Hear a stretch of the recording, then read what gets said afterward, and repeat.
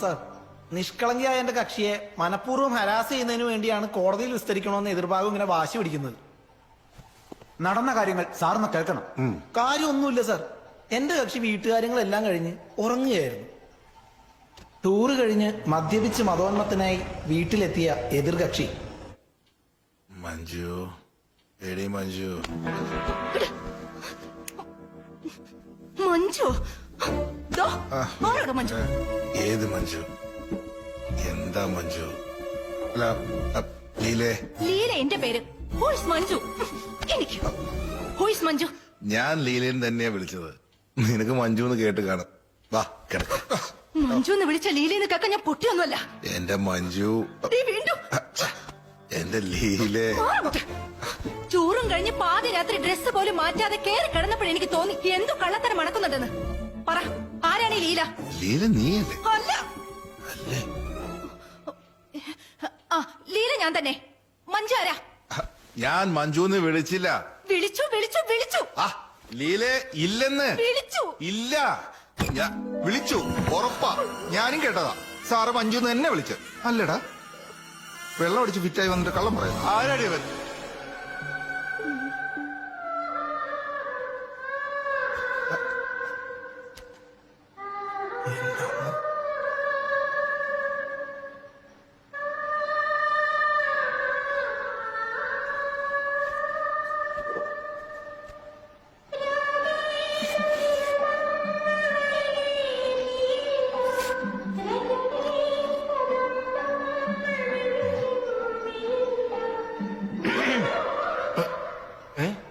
Sir, ഈ family court മാറ്ററൊക്കെ എന്തിനാണോ എന്റെ പടലിൽ കൊണ്ടുവന്ന് വെക്കുന്നേ?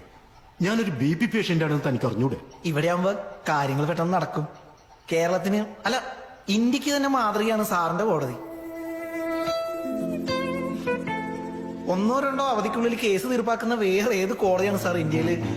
വിനോക്കില്ലേ, ഓ ഇനിയും പൊക്കിയ എന്റെ തലയിൽ കറങ്ങുന്ന ഫാനിൽ പോയിരിക്കും. സാർ, എന്റെ കക്ഷിയെ മോശക്കാരിയായി കാണിച്ച് മെയിന്റനൻസ് നിഷേധിച്ച് ഡിവോഴ്സ് മേടിക്കാനുള്ള കുതന്ത്രമാണ് സാർ. ശകുന്തളയെ ദുഷ്യന്തൻ ഉപേക്ഷിച്ച പോലെ. ഈ കോർട്ടിലോ? മഗ്ദലന മറിയത്തെ. ആ, ഇങ്ങോട്ട് വന്നേ.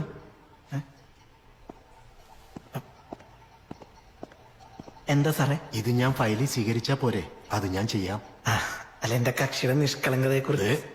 ഇനി നീ പറഞ്ഞു ഇവര് കന്യാമറിയത്തെക്കാൾ പരിശുദ്ധിയാണെന്ന് പറയും. ഈ കേസ് 22-ാം തീയതിയിലേക്ക് മാറ്റി വെച്ചിരിക്കുന്നു. വിനിസാറിന് ഇതൊക്കെ ഒരു മരം പറിക്കുന്ന പോലെ ഉള്ളൂ. നമ്മുടെ ഒരു ലോ പോയിന്റ്സ് കേട്ടിട്ട് മജിസ്ട്രേറ്റ് കിടുങ്ങി പോയി. ഞാൻ പറഞ്ഞതല്ലേ.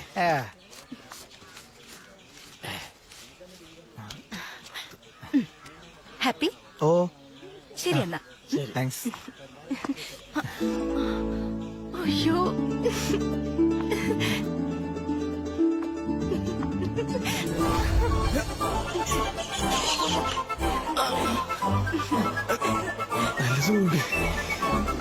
Happy happy.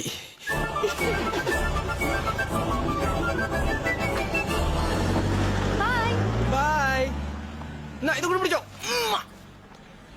അവരെന്താ എന്നെ കെട്ടിപ്പിടിക്കായിരുന്നു? ഏത് പൂവിലാണ് തേനുള്ളതെന്ന് വണ്ടിന് കൃത്യമായിട്ട് അറിയാം. സില്ലി ബൈ. ഇന്നത്തെ ചെലവ് എന്റെ വക. വേണ്ട കൂട്ടാ.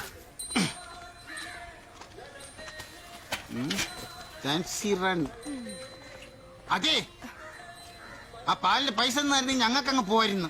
അപ്പൊ ഇതിൽ അധികം വാങ്ങിയതോ? അതിന് ഇതിന് 2 ലിറ്റർ കൂടുതലുണ്ടല്ലോ. എന്ത് വെള്ളോ? നീ ഒരുമാതിരി അന്യരെടുത്ത് സംസാരിക്കുന്ന പോലെ എന്റെ അടുത്ത് സംസാരിക്കും. അതച്ഛന് തോന്നേ.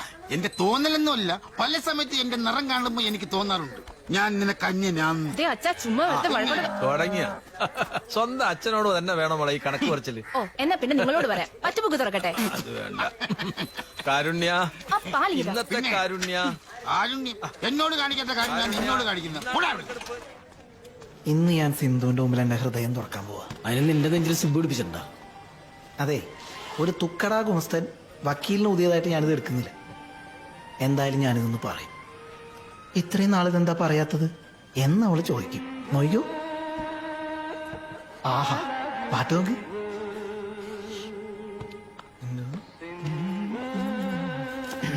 ഞാൻ സിന്ധുവിനോട് കുറച്ചാളായിട്ട് ഒരു കാര്യം പറയണമെന്ന് വിചാരിച്ചിരിക്കായിരുന്നു. അയ്യോ, ഞാനും ഒരു കാര്യം അങ്ങോട്ട് പറയാതിരിക്കുവായിരുന്നു. ആണോ? ആ കയ്യിൽ കുറച്ച് കാശ് വന്നിട്ടാട്ടെ എന്ന് വിചാരിച്ച് വെയിറ്റ് ചെയ്തതാ. ഞാനും അതിനു വേണ്ടി വെയിറ്റ് ചെയ്തതാ. എന്നാ കുറച്ചുകൂടി വെയിറ്റ് ചെയ്യും. ഞങ്ങൾക്ക് പോയിട്ട് കുറച്ച് തിരക്കുള്ള കാര്യങ്ങളുണ്ടേ. സാറോ എന്ത് തിരക്ക്? സിന്ധു പറയൂ. അത് പള്ളി നടത്തുന്ന വൃദ്ധസദനത്തിലേക്കൊരു ഫണ്ട് ശേഖരണമാണ്. മണി പറഞ്ഞ തിരക്കുള്ള കാര്യം ഞാൻ ഇപ്പഴാ ഓർത്തത്. നമുക്ക് പോണ്ടേ? അത് തിരക്കുന്നില്ല, അടുത്ത മാസം മതി. ഞാൻ ഇപ്പഴാ ആലോചിച്ചത്. സിന്ധു പറയൂ. ഒരുപാട് വലിയ കേസൊക്കെ ഉള്ള വക്കീലല്ലേ? ആര്? ഞാനാ? അതിലെന്ത് സംശയിക്കുന്നു? ഫീസിന്റെ കാര്യത്തിൽ രാം ജെറ്റ്മലാനി കഴിഞ്ഞ പിന്നെ ഇവനാ. ഈ നാട്ടിൽ എനിക്ക് അങ്ങനെ സ്വാതന്ത്ര്യത്തോടെ ചോദിക്കാൻ പറ്റുന്ന ഒരുപാട് പേരൊന്നും ഇല്ലല്ലോ. പിന്നെ നമുക്ക് വേണ്ടപ്പെട്ടവരോടല്ലേ ഇങ്ങനെയൊക്കെ ചോദിക്കാൻ പറ്റുന്നത്. അതാ ഈ ചാരിറ്റി എന്ന് പറയുന്നത് പണ്ട് തുടങ്ങിയ എന്റെ ബുദ്ധിയിലുള്ളതാ. Happy? Thank you. It's okay. ഈ മക്കൾ നോക്കാത്ത ആളുകളുടെ കാര്യങ്ങളൊക്കെ ആലോചിക്കുമ്പോഴാണ് ഒരു... എന്നിട്ട് നീ എന്റെ അമ്മക്ക് ഒത്തിരി പോലും കൊടുത്തിട്ടില്ലല്ലോ. പിനിസാറിന്റെ വീട്ടിൽ 3 പേരല്ലേ? രമണി ചേച്ചി 3 പാക്കറ്റ്. ശരി മോളെ. അപ്പോ ഇടയ്ക്കൊക്കെ വീട്ടിലേക്ക് സംഭാവന നൽകുന്നവർക്ക് ഞങ്ങള് പൊറോട്ടയും ബീഫും ഫ്രീ ആയിട്ട് കൊടുക്കാറുണ്ട്. ഓ പൊറോട്ട ചെറുതായിട്ട്. ഞങ്ങൾ ഫ്രഷ് ആയിട്ടുള്ള സാധനങ്ങൾ കൊടുക്കാറുള്ളൂ ഇവിടെ. Okay, thank you. ആ, ഒരു സാധനം കൂടെ. ദാ, ഇതും വെച്ചോ. ഇതെന്ത്? Okay, thank you. ഓക്കെ. അതെ, ആ? ഞങ്ങളുടെ വീട്ടില് 7 പേരാ. രമണി ചേച്ചി 7 പാക്കറ്റ്. ബീഫ് സൂപ്പർ ഉണ്ടല്ലേ? കിട്ടണതെല്ലാം ദാനം ചെയ്യാൻ നീ ആരാടാ? കൊച്ചോസിപ്പിച്ചിട്ടുള്ളപ്പള്ളിയോ? അതോടെ ആടിക്കിരിച്ചിയോ?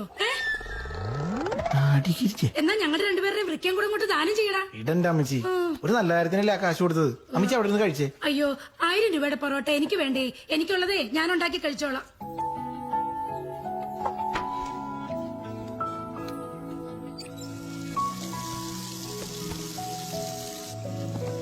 കിട്ടിയ കാശ് കൊണ്ട് ഒരു ഹിയറിംഗ് മെഷീൻ മേടിക്കാന്നാ ഞാൻ ആദ്യം വിചാരിച്ചത്. നമുക്ക് എന്തിനാടാ വാഷിംഗ് മെഷീൻ?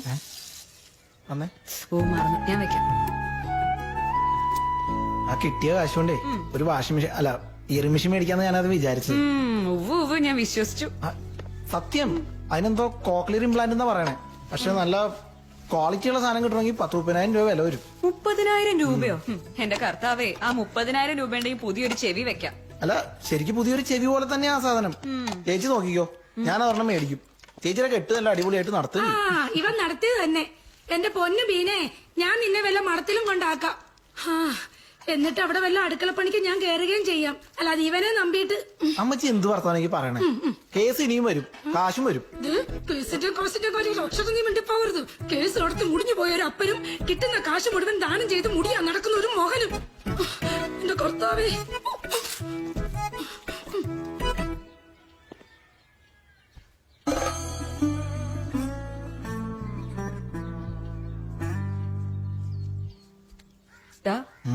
എന്തേ? അപ്പന്റെ കോളേജ് കാലത്തെ ഫോട്ടോയാണത്. പക്ഷെ എക്സ്പ്രഷൻ കണ്ടു കഴിഞ്ഞാ 40 വർഷത്തിന് ശേഷം കടം കയറി മുടിഞ്ഞു പോകുന്ന അന്നേ അറിയണ പോലെ ഉണ്ട് ഇല്ലേ?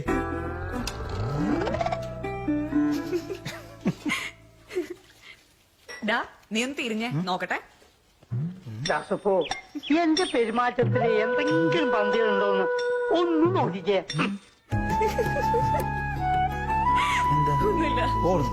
എനിക്ക് സ്കൂൾ തൊട്ടാ സിന്ധുവിന്റെ പിന്നാലെ നടക്കുകയല്ലേ നീ? നിനക്ക് അവളടുത്ത് വാ തുറന്ന കാര്യം പറഞ്ഞൂടെ? ഒരു പെണ്ണിനോട്